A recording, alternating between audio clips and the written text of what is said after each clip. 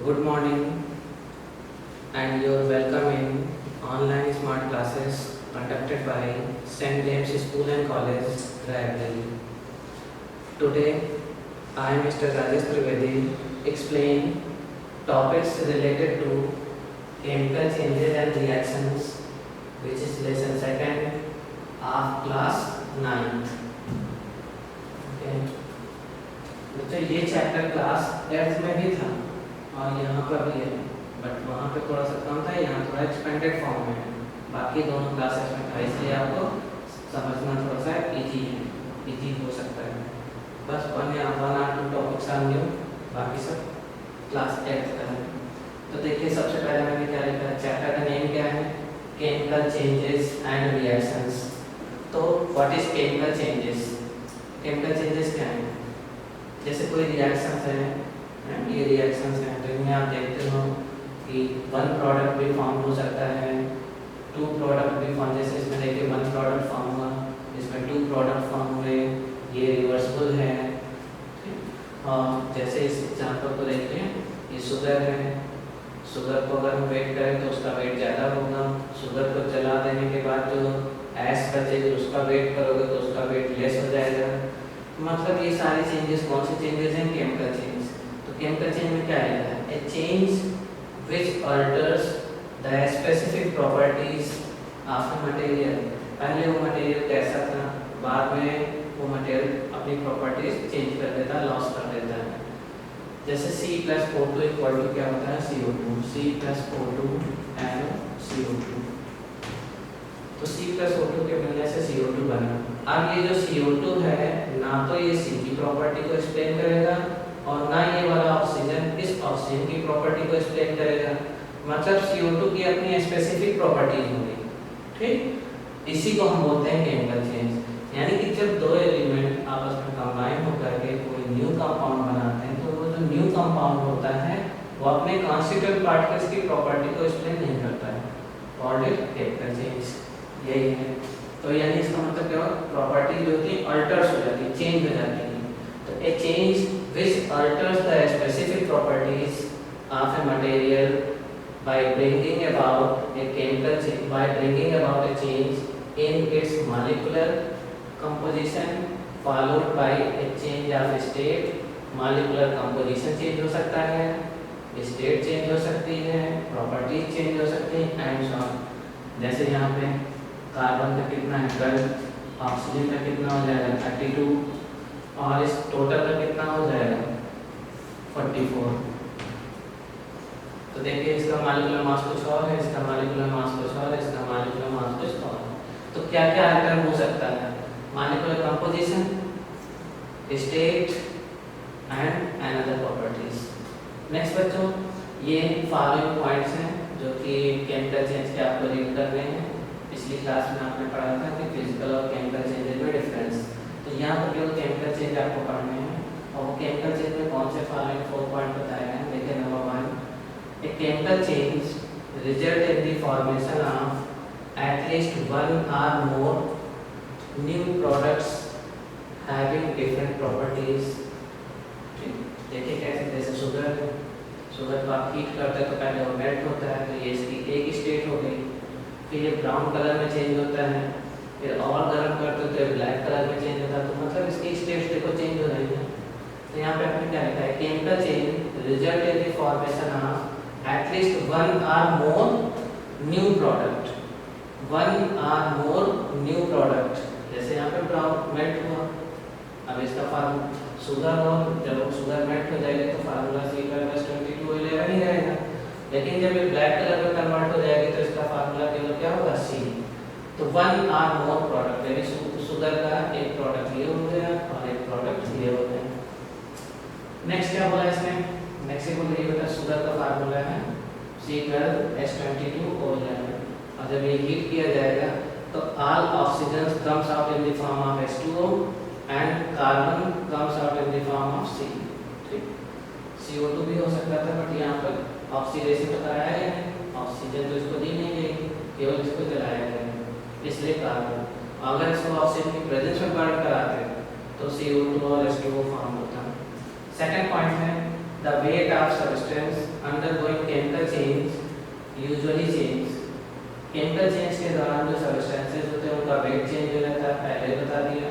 Sugar का wait मोर होगा, जब शुगर बर्न हो जाने के बाद जो एस बचती है ब्लैक कलर की, उसका वेट क्या होगा, लेस होगा। तो इसका मतलब केमिकल चेंज के दौरान एक या एक से अधिक स्टेट्स फॉर्म होती है, पहले पॉइंट में था, ठीक है ना। One or more new products formed, उनकी प्रॉपर्टीज अलग अलग होंगी। इसमें आपने बोला कि ये वेट चेंज होगा। थर्ड पॉइंट में आपने बोला कि the chemical change is permanent and irreversible, means एक बार अगर चीनी बर्न होकर एस बन गई, एक बार अगर शुगर बर्न होकर के एस बन जाती तो वापस एस से शुगर नहीं बन सकता है। तो chemical change is permanent and irreversible. Next point, during chemical change energy is either absorb या रिलीज्ड। एनर्जी या तो एब्जॉर्ब होगी और या एनर्जी रिलीज होगी। अगर एनर्जी रिलीज होती है तो उसको आप एक्सोथर्मिक रिएक्शन कहते हो, अगर एनर्जी एब्जॉर्ब होती है तो उसको एंडोथर्मिक रिएक्शन कहते हैं। अब बच्चों कुछ एग्जांपल दिए गए हैं केमिकल चेंजेस के। क्या अब यहाँ पर ये वाला देखिए, मैग्नीशियम को आपने बर्न करना है, मैग्नीशियम बर्न इन एयर, तो ये किस फ्लेम के साथ चलती है, dazzling white flame to form white ash. कभी कभी होता है कि राइट द ऑब्जर्वेशंस, क्वेश्चन क्या पूछते हैं हम लोग, right the observations when magnesium ribbon burn in oxygen. अगर मैग्नीशियम रिबन को ऑक्सीजन में बर्न कराते हो तो व्हाट ऑब्जर्वेशंस यू सी, तो आप क्या सीन देखते हो, केवल आपको इतना लिखना होगा, dazzling white flame to form white ash, dazzling white flame to form white ash. या आप पूरी रिएक्शंस लिख करके एमजीओ के नीचे लिख दो। डजलिंग, जब इसको इसमें जलाओगे तो फ्लेम का कलर कैसा होगा, डजलिंग व्हाइट, और ये फिर आपको व्हाइट एश मिल जाएगा, एमजीओ क्या होगा, व्हाइट एश। इसका हम लोग क्या कैसे पूछ सकते हैं, ओके, जैसे आयरन में रस्ट का लगना, तो बच्चों पहले आयरन में रस्ट लगने के लिए दोनों कंडीशंस नेसेसरी हैं। आयरन में रस्ट लगे इसके लिए उसको मॉइस्चर भी चाहिए और दूसरा उसको क्या चाहिए, ऑक्सीजन। तो मॉइस्चर और ऑक्सीजन, उसको दोनों, ऑक्सीजन मतलब एयर। अगर उसको एयर नहीं मिलती है, मॉइस्चर केवल, यानी कि अगर हम ऑयल में घी को डाल दें तो इसमें कभी रस्टिंग नहीं हो सकती, इसी तरह, ठीक है। मतलब both conditions are necessary for rusting, moisture भी चाहिए, ऑक्सीजन भी चाहिए, ऑक्सीजन या एयर दोनों एक ही चीज। अब यहाँ पर बच्चों देखिए हुआ क्या कि क्या रस्ट एकदम से बन जाता नहीं, सबसे पहले आयरन चेंज इनटू Fe2O3, ठीक, Fe2O3। तो यहाँ पर Fe की वैलेंसी कितनी आएगी, Fe की वैलेंसी 3 आएगी, यानी पहले फेर आयरन चेंज इनटू फेरिक, फिर फेरिक, देखो ये जो फार्मूला है उसको कॉपी कर लिया। अब उसको क्या मिल गया, मॉइस्चर, और जब मॉइस्चर मिल गया तो इन प्लस की जगह मैंने क्या लगा दिया, डॉट। अब ये कहलाएगा रस्ट, और रस्ट किस कलर का होगा, ब्राउन, और आयरन का कलर क्या होता है, ग्रीन। तो ये पूछा जाएगा कि what observations you seen when iron is exposed in moist air. Moist air का मतलब मॉइस्चर भी हो गए, एयर भी हो गई, क्या ऑब्जर्वेशन आएगा, after some time a brown iron change into brown rust, iron change into brown rust. तो ये ऑब्जर्वेशन हो, रिएक्शन भी लिख सकते हो या फिर केवल इतना लिख सकते हो कि iron change into brown rust. अच्छा नेक्स्ट थर्ड एग्जांपल के अकॉर्डिंग आपके बाकी ऐसे सिंपल एग्जांपल आप समझ सकते हो, बट ये दो एग्जांपल आपके मोस्ट हैं, किसमें आ सकते हैं, राइट ऑब्जर्वेशंस में, कि when magnesium react with oxygen तो व्हाट ऑब्जर्वेशन यू सीन, तो मैंने अभी बताया क्या होगा। इसी तरह इसमें क्या होगा, what happened when iron exposed in moist air, moist और एयर, तो आप समझ सकते हो क्या बनेगा, रस्ट बनेगा जिसका कलर क्या होगा, ब्राउन। और फिर यहाँ अदर एग्जांपल है, ये सारे एग्जांपल हैं परमानेंट में, कर्ड से मिल्क वो मिल्क से कर्ड बन जाएगा, बट कर्ड से मिल्क नहीं बनेगा, डाइजेशन ऑफ फूड, ये क्लास में आपने डील किया है। अब बच्चों अगर types of chemical reactions, types of chemical reactions में फॉलोइंग 6 टाइप की केमिकल रिएक्शंस यहाँ एक्सप्लेन की गई हैं। ये भी आप क्लास 9 में पढ़ चुके हो, क्लास 8 में पढ़ चुके हो। Chemical combination, it is very simple. When two reactant combine, या देखो दो वर्ड है यहाँ पे, एक रिएक्टेंट और एक कंबाइन। अगर टू एलिमेंट्स या two compounds react each other and form single compound, अगर दो कंपाउंड रिएक्ट होकर के सिंगल कंपाउंड बनाते हैं, रिएक्ट होकर के सिंगल कंपाउंड बनाते हैं, तब तो आप केमिकल कॉम्बिनेशंस बोलोगे। लेकिन अगर वहीं आपने कहते हैं कि टू एलिमेंट्स या compounds combine and form one product, तो आप इसको सिंथेसिस भी कह सकते हो। ठीक, तो सिंथेसिस और केमिकल का बहुत माइन्यूट सा डिफरेंस है, बट वही कि थोड़ा सा वो क्या है वो पॉइंट आपने पकड़ लिया। अगर both react form one compound तो आप बोल सकते हो केमिकल कॉम्बिनेशन। अगर बोथ कंपाउंड या element combine and form one product, what is synthesis. बाकी मार्क्स नहीं कटेंगे आपको, केमिकल कॉम्बिनेशन भी चलेगा। नेक्स्ट बच्चों तो यहाँ पे क्या केमिकल कॉम्बिनेशन क्लियर हो गया। Two reactant one product, two reactant one product. Chemical decomposition क्या होता है, जस्ट इसका रिवर्स होता है। यहाँ पर one reactant change into two product या मोर देन टू प्रोडक्ट। एक रिएक्टेंट टू या मोर प्रोडक्ट्स में कन्वर्ट हो तो कॉल्ड इट डिकम्पोजिशन। इसको हीट देने पर भी ऐसा हो सकता है, या एक्सपोजिंग एटमॉस्फेयर, एटमॉस्फेयर में एक्सपोज करने पर भी ये हो सकता है। थर्ड बच्चों chemical displacement. Chemical displacement reactions में आप कैसे जानेंगे केमिकल डिस्प्लेसमेंट है। आपको एग्जाम में क्वेश्चन देंगे, रिएक्शंस लिखी होंगी, आपको बताना होगा कि किस टाइप का चेंज है, केमिकल चेंज है या केमिकल डिकम्पोजिशन है या केमिकल डिस्प्लेसमेंट है। तो ये तो मैंने बता दिया, टू रिएक्टेंट वन प्रोडक्ट, तो ये वाला हो गया। One reactant two products, second heading हो गई। इस हेडिंग को कैसे पहचानेंगे, इसमें बच्चों ये आप देखेंगे कि यहाँ पर कितने मेटल्स हैं, टू मेटल्स हैं। ठीक, अब ये होती क्लास 8 में मैंने पढ़ाया था एक्टिविटी सीरीज, तो ये एक्टिविटी सीरीज आपको रीड कराई थी। ठीक, अब इसमें देखो कि आयरन और कॉपर, इधर बेटा जब पोटेशियम से सिल्वर की ओर मूव करोगे तो रिएक्टिविटी डिक्रीज होगी, इधर से इधर जाने पर रिएक्टिविटी क्या होगी, डिक्रीज। अब आयरन और कॉपर यहाँ देखो कहाँ, ये आयरन है और ये कॉपर है, तो आयरन पहले आ रहा है, इसका मतलब आयरन मोर रिएक्टिव है और कॉपर लेस रिएक्टिव है। तो आयरन जो कि मोर रिएक्टिव है वो कॉपर सल्फेट से कॉपर को डिस्प्लेस कर सकता है, और इस तरह से आप क्या कहेंगे इसको, केमिकल डिस्प्लेसमेंट। ये रिएक्शन कभी क्या होता है बच्चों, ये रिएक्शन देखने में देखिए क्या मैंने बोल दिया कि बच्चों क्या कहते हैं, जैसे FeSO4 और इसमें आपने ले लिया Cu, तो CuSO4 एंड प्लस Fe। तो ये रिएक्शन देखने में तो सही लग रही है, कॉपर सल्फेट बन गया आयरन, इसमें भी आयरन सल्फेट और कॉपर। ये रिएक्शन पॉसिबल है कि ये रिएक्शन पॉसिबल है, तो ये रिएक्शन पॉसिबल है, ये नहीं पॉसिबल है। क्यों नहीं है पॉसिबल है, क्योंकि कॉपर क्या है, लेस रिएक्टिव, आयरन क्या है, more reactive. Less reactive more reactive को डिस्प्लेस नहीं कर सकता है, मोर रिएक्टिव लेस रिएक्टिव को डिस्प्लेस कर सकता है, तो ये रिएक्शन पॉसिबल है।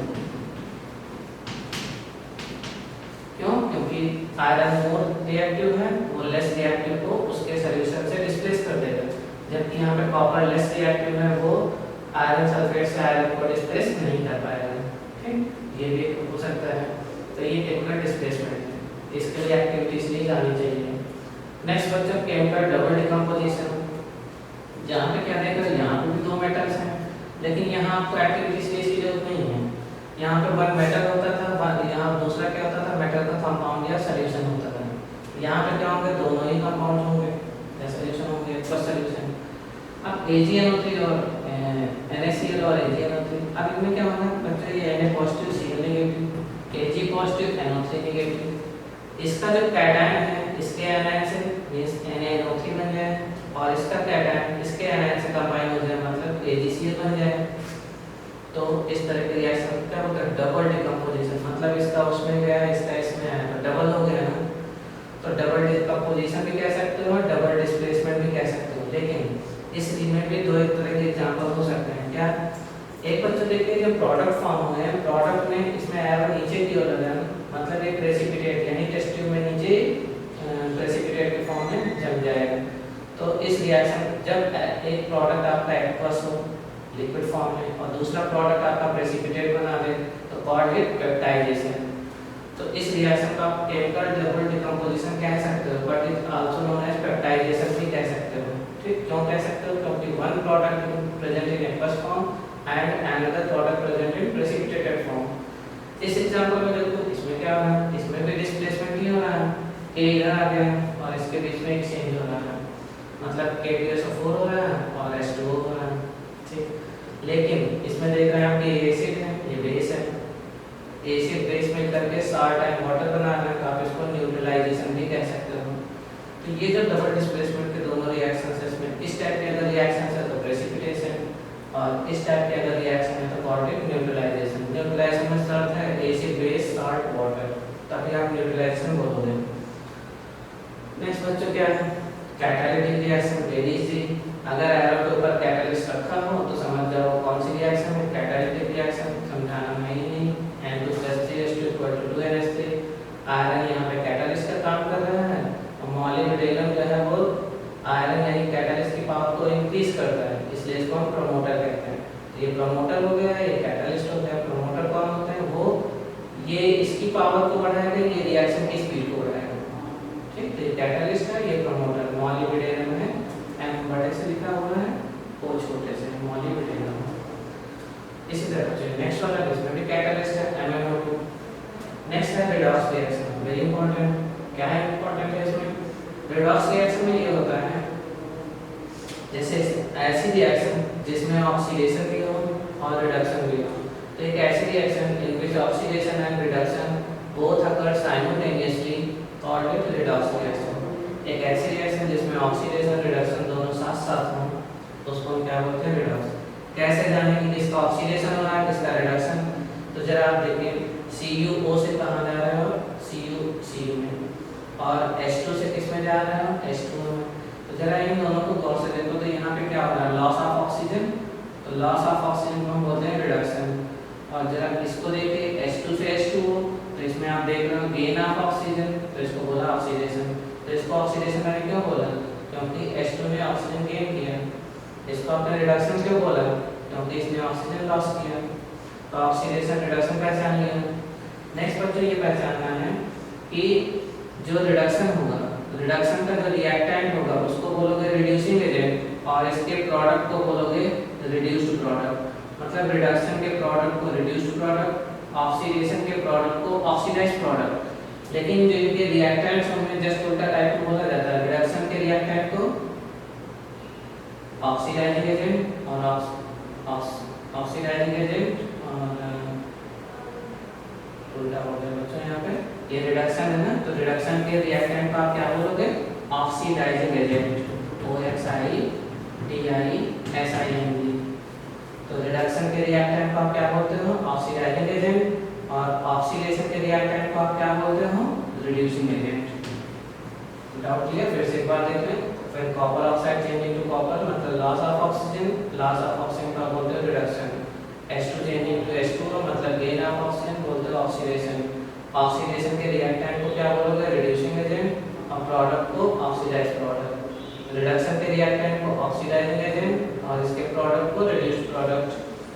अब बच्चों फिर भी ये आपको दिखाते हैं oxidising agent, reducing agent, reduced product, तो ये तो यहाँ से क्लियर हो गया। अब जरा एक चीज और देखिए, ऑक्सीडाइज्ड क्या होता है? तो यहाँ पे देखो Na change into Na positive 1 electron, Na से एक इलेक्ट्रॉन लॉस हो गया। ठीक, Na से एक इलेक्ट्रॉन लॉस हुआ तो Na पॉजिटिव बन गया, पॉजिटिव बन गया। तो यहाँ पे क्या लिखा है? Na is oxidised. मतलब जो इलेक्ट्रॉन लॉस कर, इलेक्ट्रॉन लॉस किसने किया? Na पॉजिटिव ने किया नहीं, Na ने किया है। Na is oxidised and hence is a reducing agent. Na reducing agent क्यों है? Na रिड्यूसिंग एजेंट इसलिए क्योंकि इसने इलेक्ट्रॉन लॉस किया। तो जो इलेक्ट्रॉन लॉस करते हैं वो ऑक्सीडाइज्ड होते हैं। तो रिड्यूसिंग एजेंट कहाँ पे आपने लिखा? जैसे यहाँ लिखा, ये क्या है? Reducing agent. तो रिड्यूसिंग एजेंट को आप क्या कह सकते हो? ऑक्सीडाइज्ड।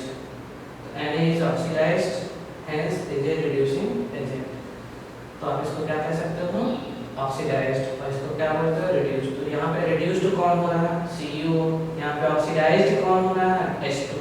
तो ये था इस डाउट का मतलब। ये लाइन आपको इस डाउट से निकाल लेगी कि ऑक्सीडाइज्ड हमेशा रिड्यूसिंग एजेंट होते हैं और रिड्यूस्ड हमेशा ऑक्सीडाइजिंग एजेंट होते हैं।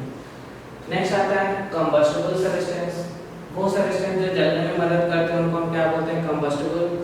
जैसे कि वुड है, पेपर है, प्लास्टिक है, एंड कैरोसिन ऑयल है, डीजल है, पेट्रोल है। तो ये सारे सब्सटेंस, वो सारे सब्सटेंस जो जल सकते हैं उनको हम क्या बोलेंगे, कंबस्टिबल सब्सटेंसेस। तो ठीक है, इसके तो बहुत सारे एग्जाम्पल हो सकते हैं जो जले। जैसे हम कह रहे हैं स्टोन, तो वो जलेगा नहीं, जलेगा तो वो क्या होगा, इनकम्बस्टिबल कह सकते हैं उसको। अब बच्चे कंबस्टिबल तो समझ गए कि वेस्ट सब्सटेंसेस या मटेरियल हेल्प इन कंबशन या बर्निंग, जो बर्निंग में मदद करें या कंबस्ट हो, जलने में मदद करें, उनको हम कंबस्टिबल सब्सटेंस कहेंगे, जो जल जाएं। ठीक, जो जलने, जैसे कि हमने कहा पेपर, जलने में मदद कौन करेगा, ऑक्सीजन, ठीक, एयर। तो कंबस्टिबल सब्सटेंसेस कौन होते हैं, जो एयर की प्रेजेंस में बर्न हो जाए, उनको हम बोलते हैं कंबस्टिबल सब्सटेंस। फिर इन्फ्लामेबल सब्सटेंस किसको कहते हैं, कुछ सब्सटेंसेस ऐसे होते हैं जिनका इग्निशन टेम्परेचर बहुत लो होता है और वो इमीडिएट फायर कैच कर लेते हैं। जैसे पेट्रोल, एलपीजी, लाइटर दिखाया नहीं, घूम से आग पकड़ लिया। तो जो जिनका इग्निशन टेम्परेचर 50 डिग्री सेल्सियस से कम होता है, लास्ट पॉइंट में मैंने लिख दिया इग्निशन टेम्परेचर, ये क्या होता है, इग्निशन टेम्परेचर जैसे अल्कोहल और पेट्रोल का ignition temperature below 50 degree Celsius, मतलब इसके नीचे ही जैसे उसको लाइटर दिखाएंगे वो अप कैच कर लेगा। जैसे लग रही है वो एक सफिशिएंट हीट पाने के बाद वो बर्न होगी, यानी बर्न होगी, कंबस्टिबल है कौन, वुड, लेकिन उसको एक सफिशिएंट हीट देने के बाद वो बर्न होगी। और ये वो सब्सटेंस जैसे एलपीजी और पेट्रोल, इनको तो बस लाइटर की चिंगारी काफ़ी है। तो वो जो इमीडिएट बर्न होते हैं उनको हम क्या बोलते हैं, इन्फ्लामेबल सब्सटेंस। तो all inflammable substance combustible substance हो सकते हैं, लेकिन ऑल कंबस्टिबल सब्सटेंस इन्फ्लामेबल नहीं हो सकते, क्योंकि इन्फ्लामेबल जो होते हैं वो इमीडिएट बर्न होते हैं। एग्जाम्पल जैसे एलपीजी और पेट्रोल एंड सो ऑन। और इसमें आपको बता देते हैं वुड है, पेपर है, नंबर ऑफ थिंग्स हैं, प्लास्टिक है। और इग्निशन टेम्परेचर क्या होता है, the temperature lies below 50 degree Celsius, या किसी चीज़ का टेम्परेचर जो फिक्स हो उसके पहले उसमें फायर कैचिंग हो जाए, तो कॉल्ड इग्निशन टेम्परेचर। जैसे कि अल्कोहल और पेट्रोल का ignition temperature below 50 degree Celsius, means इसके पहले ही उसमें फायर कैचिंग हो सकते हैं।